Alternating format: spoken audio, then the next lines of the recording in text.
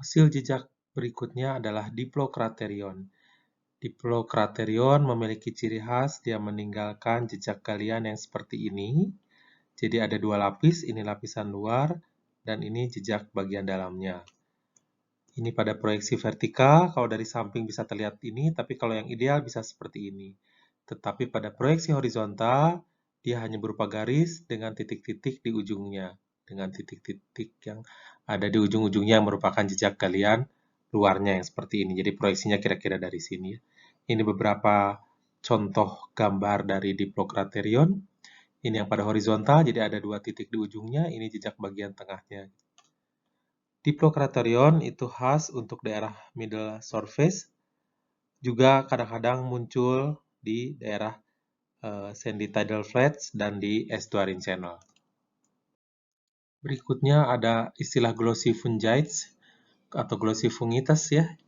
Ini merupakan kumpulan fosil jejak atau asosiasi atau fasies fosil jejak, di mana dia umumnya merupakan batas dari suatu transgressive surface of erosion. Jadi pada saat air laut mulai naik lagi setelah lama dia surut, dia mengerosi juga walaupun tidak terlalu besar, dan di situ biasanya karena mulai basah lagi akan banyak lagi fosil jejak yang terdapat di situ, organisme beraktivitas ya. Biasanya dicirikan seperti ini. Jadi bagian bawahnya itu yang terang, kemudian gelap bagian atasnya ini menjadi batas. Nah, di batas inilah biasanya banyak fosil jejak sehingga disebut sebagai zona atau fosil jejak glossy fungites atau glossy fungites. Fosil jejak berikutnya yaitu Macaronihnes. Macaronihnes ini jelas sekali bentuknya dia relatif ini yang paling ideal, yaitu dia melingkar seperti obat nyamuk ya, zaman dulu itu obat nyamuk bakar. Tetapi kalau pada proyeksi vertikal dia hanya bisa terlihat seperti ini. Macaronihnes itu adalah khas untuk pantai yang berenergi kuat dan pada daerah yang dekat dengan surface. Ini fosil jejak berikutnya yaitu Ophiomorpha. Ini juga salah satu yang paling terkenal, biasanya sering ditemukan itu ya.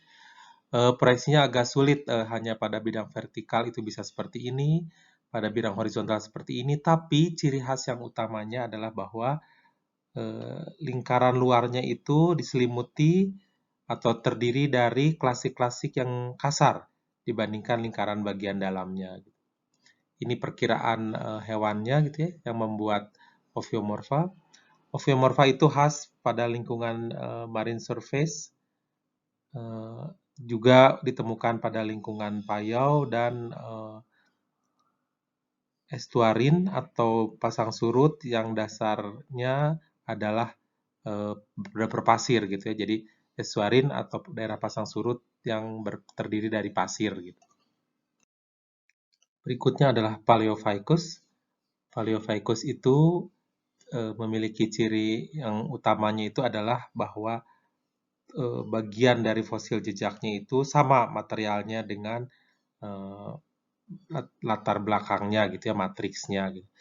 Hanya dia memiliki sedikit rim di bagian luarnya, tapi bukan merupakan klasik kasar seperti fosil jejak sebelumnya Ophiomorpha. Biasanya sama-sama halus, hanya berbeda saja warnanya gitu ya.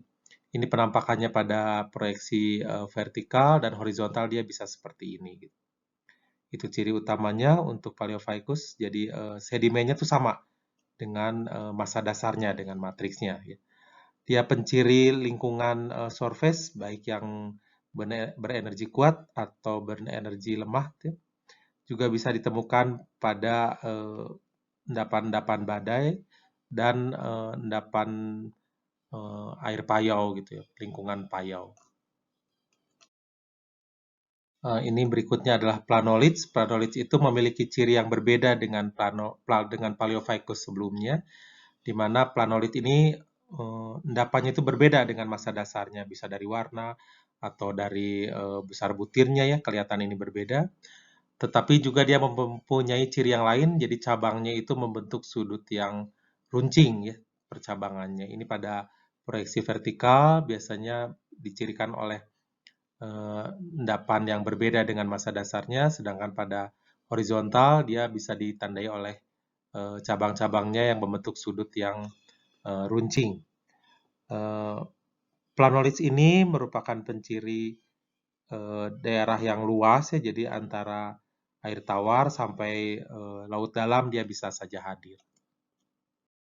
Ini contoh planolith yang pernah kita temukan di Singkapan Batuan, ini juga sama di Kali Kenteng di Kebumen. Jadi ini adalah planolithnya pada bidang horizontal, proyeksinya pada bidang horizontal bisa dilihat dari bentuk sudut cabangnya yang membentuk sudut yang runcing. Ini adalah fosil jejak berikutnya yaitu Rhizocorallium. Ini bentuknya seperti Diplocraterion, tetapi terbalik ya. Kalau Diplocraterion itu jejaknya bisa kita lihat pada bidang vertikal, ada dua jejak galiannya, jadi jejak luar dan dalamnya. Sedangkan ini yang bisa dilihat jejak luar dan dalamnya adalah pada bidang horizontalnya. Sedangkan pada vertikalnya terbalik dengan Diplocraterion tadi, dia malah terlihatnya hanya seperti ini. Jadi ada jejak galian bagian tengah dan tepi-tepinya hanya berupa titik-titik saja. Rhizocorallium ini mencirikan lingkungan marin ya, lingkungan laut yang benar-benar tidak terpengaruhi lagi oleh daratan. Ini adalah contoh Rhizocorallium yang pernah kita temukan di lapangan. Ini proyeksinya pada bidang horizontal, ini di daerah Tomo ya, di dekat perbatasan Sumedang dan Majalengka. Kita bisa lihat ini jejak galian luarnya. Ini yang bagian dalamnya masih terlihat gitu. Nah, ini contohnya dari Rhizocorallium, fosil jejak Rhizocorallium yang pernah kita temukan di lapangan. Fosil jejak berikutnya adalah Roselia. Cirinya khasnya terutama dapat dilihat pada proyeksi vertikalnya, yaitu seperti kuncup bunga ya, kuncup bunga dengan batangnya. Nah, ini yang ideal, kuncup bunga dengan batangnya, ini juga kuncup bunga dengan batangnya, ini kuncup bunga dengan batangnya, ini perkiraan hewannya, dan lingkungannya adalah fully marine, jadi dia benar-benar di laut lepas gitu ya, yang tidak ada pengaruh darat atau ombak pantai. Berikutnya adalah skolitos. Skolitos ini sangat mudah sekali menandainya, terutama pada proyeksi vertikal. Dia akan relatif bentuknya vertikal begitu saja di proyeksi vertikal ini. Ini juga seperti ini vertikal itu ya, jadi memotong lapisan-lapisan horizontal dari sedimennya. Ini bisa seperti ini gitu ya. Ini adalah contoh hewannya. Diperkirakan ini yang membuat fosil jejak skolitosnya. Lingkungan pengendapannya dia adalah lingkungan laut ya, dan bisa juga ada di payau gitu. Dan dia juga bisa didapatkan di beberapa asal berasosiasi dengan fosil jejak yang lain, bisa didapatkan di non-marine juga kadang-kadang ditemukan. Ada lagi fosil jejak yang lain yang khas yaitu Sparophyton, kira-kira bentuknya seperti ini. Sebenarnya ini merupakan jejak galian ya, tapi proyeksinya bisa kita lihat seperti cemara gitu, pohon cemara yang berlapis-lapis ke atas ini. Fosil jejak berikutnya adalah Suphilochorda atau terkenal disebut Scolisia. Ciri mudahnya adalah kira-kira seperti ini, pada proyeksi vertikal juga bisa seperti ini. Ini bentuknya Pak, dan diproyeksikan ke vertikal dan horizontal. Tapi yang mudah teramati biasanya kelihatannya seperti ini gitu. Jadi seperti lubang jejak-jejak galian yang menerus gitu. Itu ciri Scolisia. Dia lingkungan pengendapannya agak panjang dari lower surface sampai bisa ditemukan di laut dalam. Fosil jejak berikutnya adalah Teichichnus. Ini proyeksinya pada bidang vertikal, tapi yang jelas bentuknya biasanya mudah diamati, dia seperti Scolisia, tapi jejak galiannya itu ke bawah gitu, dan tidak bertambah lebar gitu ya galiannya, terus ke bawah dengan lebar yang sama. Ini seperti ini juga.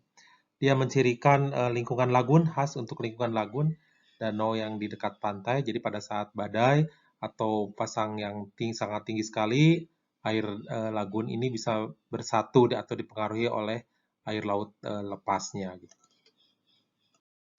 Fosil jejak berikutnya adalah Thalassinoides. Proyeksinya pada bidang horizontal itu bisa mirip dengan planolith, tetapi dia membentuk sudut yang siku ya, sudut. Kalau planolith kan sudut yang runcing, kalau Thalassinoides ini sudut yang siku. Pada bidang vertikal, dia bisa diamati umumnya cirinya dia berada di top dari suatu lapisan, sebelum lapisan berikutnya menindihnya gitu ya, menguburnya. Gitu. Kan di sini jelas ini yang thalassinodesnya dan sedimen di atasnya yang berwarna putih, yang berbeda dengan warna massa dasar sedimen tempat di mana thalassinodes itu terdapat. Dia mencirikan lingkungan brackish water, tapi bisa juga pada lower surface sampai offshore. Fosil jejak berikutnya adalah Zoophycus. Ini proyeksinya pada bidang horizontal, jadi dia seperti menggali, tetapi galiannya tuh bertambah luas gitu. Ini proyeksi gambaran 3 dimensinya kira-kira seperti ini, dan ini pada bidang vertikal, jadi hanya kelihatan jejak-jejak horizontal saja yang dibatasi oleh garis-garis jejak galian bagian tengahnya. Ini contoh-contohnya, misalnya seperti ini yang jelas ya, bisa juga seperti ini, atau seperti ini ya, pada bidang proyeksi vertikal, ini juga pada proyeksi vertikal jadi hanya garis horizontal yang diberi batas-batas dari bekas jejak galiannya. Zoophycus ini dikenal sebagai penciri lingkungan folimarin, benar-benar dia di laut sampai di paparan. Ini salah satu fosil Zoophycus yang kita pernah temukan di singkapan batuan gitu ya, di lapangan, yaitu pada formasi Waturanda. Formasi itu adalah penamaan untuk suatu kelompok batuan yang mirip ciri litologinya. Di Kali Kenteng, nama sungainya di Kebumen di Jawa Tengah. Ini adalah Zoophycusnya, jadi kelihatan dia menggali, kemudian bertambah lebar. Itu salah satu ciri Zoophycus.